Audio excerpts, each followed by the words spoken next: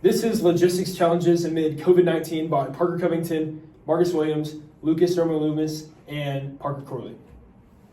So, a statistic to think about. Global shipping delays caused by COVID-19 led to an estimated $4 trillion loss in trade and manufacturing worldwide. To put into some context, $4 trillion, according to Worldometer, is actually larger than the GDP of India. So, the presentation will go as follows. First, we will talk about the major problems caused by COVID in the supply chain, and then the major importance of these problems and what is going on. Next, we will apply it back to course concepts, and then we'll find a solution. And then finally, we will wrap it all together and bring it home in the conclusion. All right, so we're going to start off talking about specifically what were the problems that came with COVID-19 and specifically what problems came to the supply chains when COVID hit. And obviously there was huge global impacts, and specifically in the US, we all know there are some major supply chain issues. So one of the main things that jumps off the page when you're looking at supply chains during COVID is bottlenecking. So what bottlenecking is exactly, we know it's when parts of the supply chain slow down, or specifically a certain process takes longer than the others, and that causes the whole supply chain from the start to the finish to completely slow down or even shut down in some cases with COVID because of the long time it takes in certain areas. So why did this happen during COVID, and why were there so many different bottlenecks? So to start, we all know about the transport restrictions that came with COVID. When you had different rules and regulations that were all coming out to help keep people safe, that's great, that's helping with people's safety, but this created major problems from a supply chain perspective. You couldn't get things from point A to point B without following so many different rules and regulations. One of the big parts of this even is some countries even had just complete border closure. And when this happens and you have part of your supply chain that had to go through different countries, you couldn't get the supplies out, or supplies or a certain process would be stuck in a certain country, and this created a huge bottleneck when the certain areas would get to that point A or point B, and they couldn't move out of it. And one of the last points we'll make that causes the bottlenecking is labor shortages. Obviously, we all know there was some major labor shortage. No one wanted to go to work when there was a panic mode that we didn't know what COVID was. You couldn't get people to get in and do their job at the time, which is completely understandable. But from a supply chain point of view, this caused huge problems. So there was a major current impacts that we see today and even future implications that came from COVID-19. To start, COVID-19 showed the vulnerability that we had in supply chains. Before COVID, no real manufacturer or suppliers really looked down their supply chain and realized where they were vulnerable, and they were moving on a day-to-day basis. Only 2% of companies stated that they are fully ready for COVID, and this number is pretty unacceptable.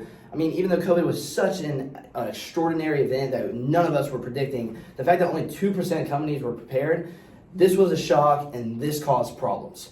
So when we're looking into the future and we're looking at the current implication of this problem, you have to look at how to be more efficient, and you have to have more visibility to look down the line. So to look more into what the importance of the problem was. So when we learn about the just-in-time model, we're looking at when companies are ordering products, when you have the demand, you order. So when the demand comes and you need it, you order it. You're not looking out into the future. So when companies did this and then COVID hits, okay, you have a huge fluctuation in demand. And this caused huge problems because companies were not prepared for it. And this time, the just-in-time model was completely exposed and realized that companies can't go by this.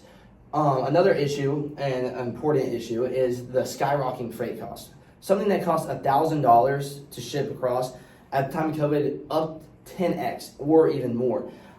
This obviously was not prepped, and there was many reasons behind this up freight cost that was super important. You have people with a skyrocket demand. We're going to hear later about how people, they needed more, where there was a panic. When there's panic, the demand skyrockets, but at the same time the supply lowered. This up freight cost significantly, and on top of that, there were those restrictions that we talked about earlier, and this created a huge mass disruption.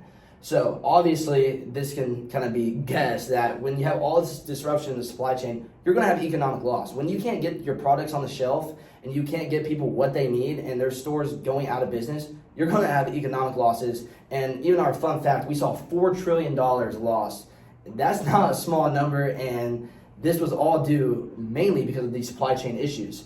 So With that economic loss, as stated before, there was production disruptions. That's pretty self-explanatory, that if you can't get things from point A to point B, you're having production disruptions, and this is a major, major issue.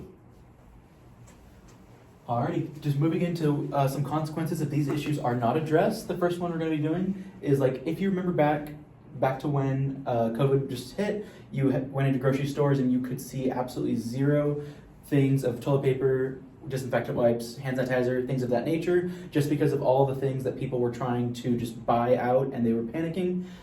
That caused stockouts, and then companies were just simply not prepared to meet these very large fluctuations in demand, which instantly led to companies and things having to resort to other measures to get their inventory back on track. And then in terms of like big, even giant industries such as the auto industry, you saw very large shortages in just total fluctuations in the amount of demand they were able to meet, just because of like things like chip shortages just meant that they simply could not meet the demand that they could have made, so they lost a lot of revenue.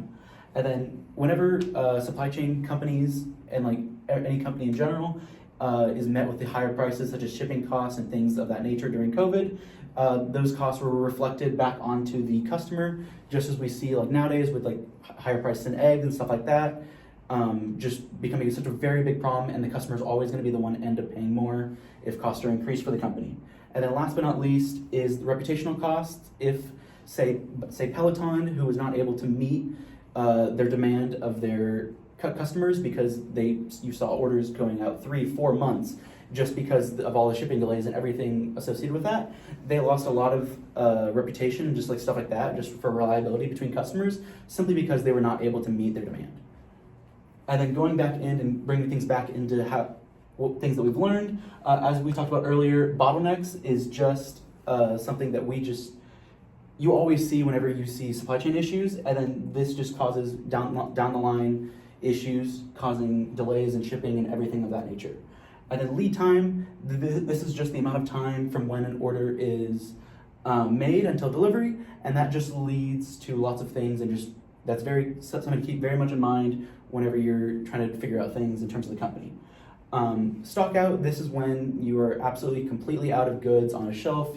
Back to the paper towel and toilet paper example. And then overall, this was just a very large wake-up call for the world in terms of the importance of having an agile supply chain that's able to meet such large fluctuations in demand. And then just something like a lean manufacturing cycle, and then supply chains, you need the extra inventory to be able to match that. And then, as we saw during COVID, the transportation modes was very important. Whenever companies were unable to meet their goods and like their speed of delivery by slower methods such as like by ocean, they switched to air, which is much more expensive but is very necessary. Q&R models, this helps determine how much and when to order, and then that's something very important just to quantify. And then safety stock is something very important to be able to take your time to be able to react to certain fluctuations in demand. Let's look at some proposed solutions to issues we discussed earlier. Diversifying suppliers spreads out risk among multiple factories, continents, and different workforces. Nearshoring and reshoring brings manufacturing and distribution of a product closer to where it will be sold. Increasing visibility is looking into the future and trying to discover what problems may or may not arise in the supply chain, and lets you look into how you might combat those problems in the future. Going autonomous in factories and in the supply chain is important for reducing the amount of workforce risk. A factory of robots is a lot more on time and there than a factory of people.